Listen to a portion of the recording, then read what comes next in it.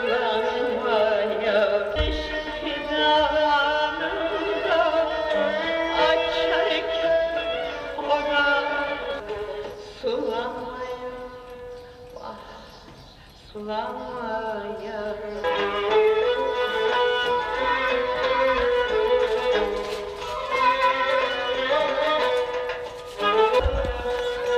Gönül bağı harap olmuş yüreğe, bir gül bitmiş fidanım, açarken o da solmuş, kurumaya mahkum olmuş, sulanmaya, sulanmaya kalmışım.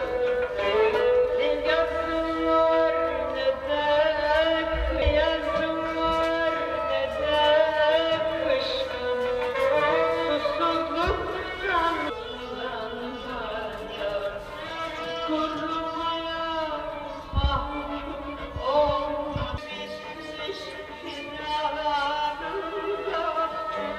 açarken ona solmuş, kurumaya mahkum.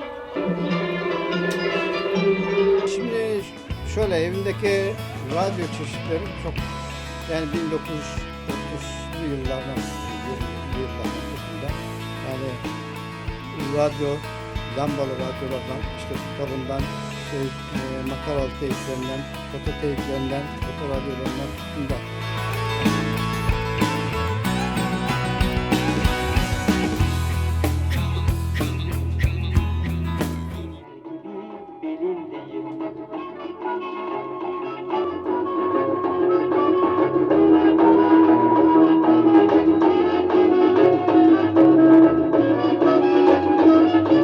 Saçın vardır ipek gibi kokluyor.